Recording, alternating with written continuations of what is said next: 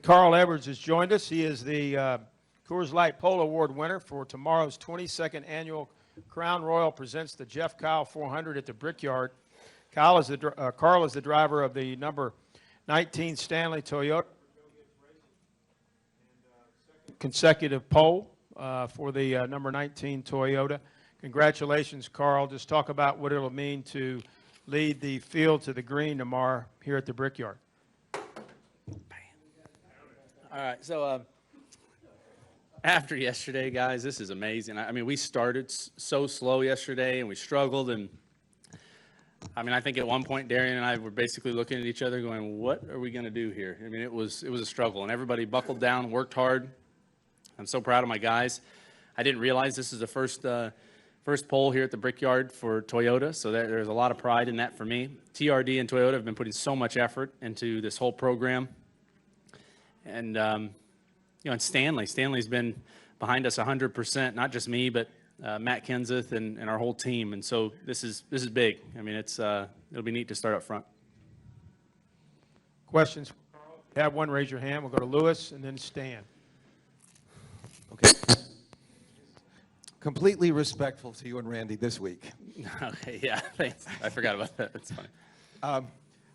Looking at your statistics, 2011, was your best starting average 9.4. I don't have all the numbers in my head, but as of last week, you're 10.7, so it comes down. Right. Also, 3 poles is the most you've ever had in a season. Yep. So is it a difference of Roush, JGR, Ford, Toyota? Why this year are you qualifying? You know, you're tending to qualify the best, and you're trending.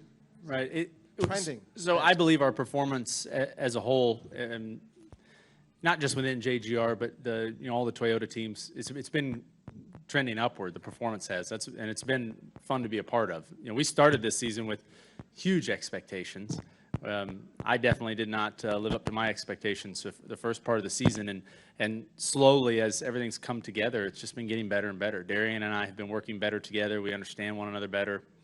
You know, the communication between all the teams and the communication between the drivers is amazing. And, you know, hopefully we can just keep working hard and keep building, because all of us, everybody at JGR, I mean, we've all done this long enough. We've got enough experience. We are here for one thing, and that is to win the championship for our team and for Toyota. So I just hope we can continue going this direction. But, yeah, I'm having fun. I mean, when you're running like this and the cars are fast, it sure makes it fun. Go ahead, Stan. That was good. Yeah, Randy said he's glad that we got it this week, so he didn't, it wasn't him. Stan Creekmore with RPM. And I can repeat it if you don't want to talk into that. Carl, so at what point did you know you could just really go for it? Yeah, that's a good question. Stan Creekmore from RPM Tonight asked, when did I know we could just go for it in the qualifying lap? Yesterday, we put it in qualifying trim, and it was fast. And I thought, man, we're pretty good there. And then I saw the times people were running. I think it was Landon Castle right off the bat ran a screaming lap. And I thought there must be some grip out there. And so just coming up to speed, I realized, man, this thing is good. The car is very good. And the first round, we weren't the fastest car. You know, Tony's lap was spectacular. But I sat there and thought, and I watched the clouds, and I was kind of, everything, the timing worked out very well, and I thought, man, I'm going to be pretty aggressive here on this second one. Plus, Kyle Busch was talking a lot of smack about how he was going to beat me in the second round, so I was really motivated from that, and that helped. And then after going through turns 1 and 2, I thought, man, this is a good lap, and I was able to be pretty aggressive. This place is very hard to get right for me, and I feel like if I ran 10 more laps, I couldn't do a better one than that. So, and that's rare for me in qualifying, as my friend Lewis pointed out. I'm not the best qualifier for a number of reasons, but anyway, it worked out well. Question on the back row. I'm pretty loud. Okay, all right. Diane Cox from the Advantage News in St. Louis. Congratulations on getting the pole. Thanks. You said you got off to a slow start this week, trying to find your car there. With them putting changes coming up, possibly with track Right. condition. Does that concern you for the race car team to adjust to that, and also the qualifying that you guys have had? So Diana Fox from Advantage News, St. Louis. That's close to home for me.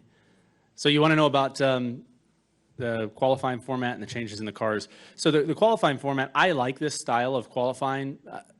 I like both of the qualifying formats, but I like the single car runs a lot because you do feel like you've got all the pressure and I like that. I know for me, qualifying, when I got out of away from my local dirt track near where you're from, it was interesting to me to go to places and realize you get 1 lap or 2 laps to go out there and set your position. It was always very stressful, and I've learned to really enjoy that. So that's fun. As far as the changes to the cars, no one really knows what's going to happen tomorrow. So the best, in my opinion, the best position we could start would be P1, to be in front of whatever happens. I have no clue how this is going to work. You know, in my mind, I kind of go through the scenarios as the green flag drops, and we go through 1 and go through 2, and then come onto that back straightaway. I mean, I have a feeling it's going to look like Talladega. It's going to be insane. So I hope that we can figure that out quickly. But no one really knows what's going to happen. And I have to say, as vocal as I have been about wanting less aerodynamic dependency on these cars, I still have to applaud NASCAR for going through this scientific method and trying all of these different things. And I really look forward to the findings and what we're going to end up racing. I still hope it's no downforce, but I think it's neat that NASCAR's trying all this stuff basically just for the fans to make this racing better. Let's go to the front row right here. Taylor. Yes, sir. Fox, Indianapolis, a historic pole for your Toyota historic track. But the way the format was, you got the hometown hero going out there. Yeah. What's the emotion like? And you're not, racing for the flag with him. Right. So Chris Hagan from Fox Indianapolis, who I'm assuming is a Tony Stewart fan, wants me to talk about Tony. But I noticed there were a lot of Tony Stewart fans up there in the crowd. And I'll tell you what, it's really cool is I've seen all the support for, the Indiana guys. I've seen it around the track. I've seen everybody, I heard them out there. And not just Tony, but a lot of the Indianapolis or Indiana drivers and in the open wheel guys. And that's really cool when the fans really support their local guys. And after Tony's first lap, I thought, man, he's going to put a good one down. And it looked like he got a little bit free or something going through 3 and 4. It looked like it to me, but that's cool. I mean, to me, I love battling somebody who is giving it their best. And Tony and we are joined forever, because of that championship battle in 2011. It was one of the most fun things I've ever taken part in, and it was cool to have to wait that lap out. I wasn't sure how that was going to turn out. It was neat that we got him. Let's go ahead, back row right there. Go ahead. Jimmy Biggers, Triple Threat Talk. Question for you, Carl. Do you like the differencing in the packages that they're doing as far as like Kentucky and now Indy and then Michigan and Darlington? And which one do you think suits you best? And are you looking forward to the many changes? Right. Well, so on the packages, I don't look at it as which package suits me best. I like race car driving to be difficult, and I like it to be interesting and dynamic. And to me, I watched a YouTube video last night from 1980. I think it's called the North Carolina 500 at Charlotte. And I recommend anyone to go back and watch that race or the races from that time period. They were spectacular. And in my opinion, they're spectacular because there's no downforce. And a car going through the air at 165, 70 miles an hour makes a little bit of makes a hole behind it with low pressure. So these guys are racing around one another. And there was a draft in action, but they could race very close. So to me, I really enjoyed Kentucky, and I hope we keep going that direction. But like I said, just the fact that NASCAR is being proactive and trying all of these things, I think that says a lot about the fearlessness of the leadership and the desire to satisfy the fans and give them what they pay for. And, it's cool that NASCAR's trying these things. Let's go here to the front row. Go ahead, sir. Tom Marquis with The Balance and onpitroad.com. Question for you. JGR have been doing great. Fantastic. What has contributed to your success? And 2, what has Toyota done to prepare themselves now that you've broken a streak, or maybe hopefully broken a streak of Chevrolet wins here at IMS? What are you guys doing differently to just set you guys on fire so far? Well, being new to the Toyota camp, I've been just amazed and almost shocked at how much involvement Toyota and TRD have in the day-to-day operations of JGR. I mean, they build the engines, they troubleshoot all of the engine stuff, they contribute in really productive ways to basically just going fast. I mean, that's what Toyota does. They race because they want to, and they have a good time doing it, and they want to win. So to be able to win here would be huge. Has there been only one manufacturer that's won all these races? Is that right? Was there? Okay, so yeah, so somebody told me yesterday that it was like 16 years straight, but that's not true, huh? 12. Okay, so anyway, Toyota hasn't won one yet, so we'd like to do that. And I'm telling you, Denny is fast. Kyle's fast. Matt's fast. I think our car is really fast. So it definitely could happen. But regardless of how this race turns out, as a group, we've been working very well together, and I'm hoping it just continues to build. Kyle Busch coming back, although it's made the rest of us look a little bad the last few weeks. I think it's been really good. Him and Adam are hauling the mail. I mean, they're going really fast and doing a good job. So we can just keep building on that. It's neat to be competitive within your own group and to do it in a productive way. Let's go to Kenny, and then we'll go to Zach. Kenny Bruce with NASCAR.com. Carl, it was two things. A year ago here was when Jack announced his 2015 lineup, and basically everybody goes, Yeah, we okay, screwed Carl's that whole announcement up, Yeah, didn't we? did you think about that at all when you guys got I back didn't even- here? I didn't think about that. I forgot about that day. That was a nightmare. We all agreed we'd do it that way, and then it turned into just it just couldn't have been a bigger debacle. But Jack and I, we talk, and Steve Newmark and I talk, and what was the question? Sorry. Well, first of all, But no, I don't- Did you think about that when you were? No, coming I back hadn't thought. this I year? didn't think about that when Yeah, I came here. and- But I go ahead. And also, you talked about this year. Have you ever felt like, okay, it's, I don't want to say disappointed, but I mean, have you felt like you guys have been moving and making gains, or have you been?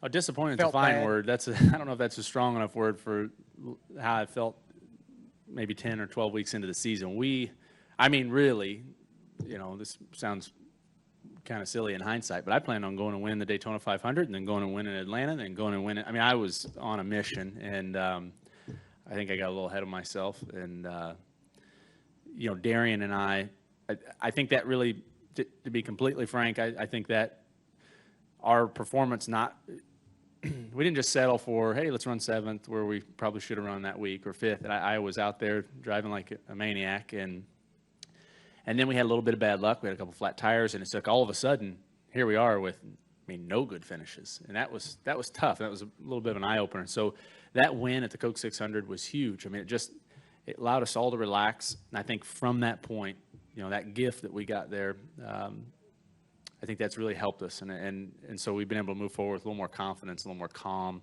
and it's been good. But yes, it did not start the way I wanted, and hopefully we just up there with the championship and we forget all about that by the end of the year. But it has been a trial, and I think it's, in a way, it's been good for me. It's made me really dig deep and lean on my teammates and lean on, back to the basics of what I need to be doing. Go ahead, Zach. This is Zach Horrell, Butler University. Carl, this kind of goes back to like the Michigan test last year, whenever NASCAR tried a bunch of different decisions or aero packages, and the driver said they really liked the low downforce package, and then NASCAR went the other way. How frustrating is it when the drivers say, we want lower downforce, and then NASCAR doesn't give you guys what you guys are wanting? I don't know that any racing series in the history of racing series has been successful by giving drivers what they want. I mean, that's not, and I think NASCAR knows that better than anyone. But I do believe we've reached a point in the sport, and we've gone down this road with technology and aero dependency, that the drivers are really being pretty objective here, saying, hey, we just want it to be difficult enough to be able to use our skill sets that we've worked on our entire lives and race, and really race close to one another and race more like we raced back in, or people raced back in the 1980s and how we raced, at Kentucky. And I think that's what we're pushing for. And but the only way to find out what's best is really to do what NASCAR is doing. And I think they went that direction, taking a little bit of downforce away at Kentucky. And I mean, the stats showed it was a lot better. And so I believe on the, on their mind is trying that a little more, going that direction. In my book, if you do a little bit of something and it's good, you might want to just keep doing that. So hopefully that works out. But I'm not lobbying for something that fits my style. I like having fun driving a car down the corner sideways close to people. That's what, the most exciting thing I can think of doing. That's why I'm here. So, you know, that's what I want. Any other questions for Carl? Right there, back row. Finish up right here. Bob Pretty with the Missouri Net, Carl. A little while ago, Joey Logano was saying that he expects speeds to pick up on the straightaways tomorrow and the corners to be a little bit of an adventure. Number one, do you agree with that? And second, if that's true, how much role do you think brakes are going to play tomorrow? That's a good question, Bob. I hadn't thought of that. The brakes might be a little more important than I had considered. You know, we do run a lot on our own, and we have all of this drag in the cars, but if there's a bunch of cars in front of you, you know, creating a low pressure area, I mean, you're not going to get all of that drag, so brakes could be more important. I really don't know what's going to happen. I know that it was very chaotic racing behind a couple of cars, and so in a way, I think that'll make for some very interesting situations, and I don't know what to expect. I think really it's an unknown, so which is kind of that, just that in itself is a little bit fun because you don't know what's going to happen, and like Joey said, who doesn't like a good adventure, you know? Carl, thanks a lot. Congratulations on the pole. Good luck tomorrow. Thank you. Thanks a lot, guys. I appreciate it.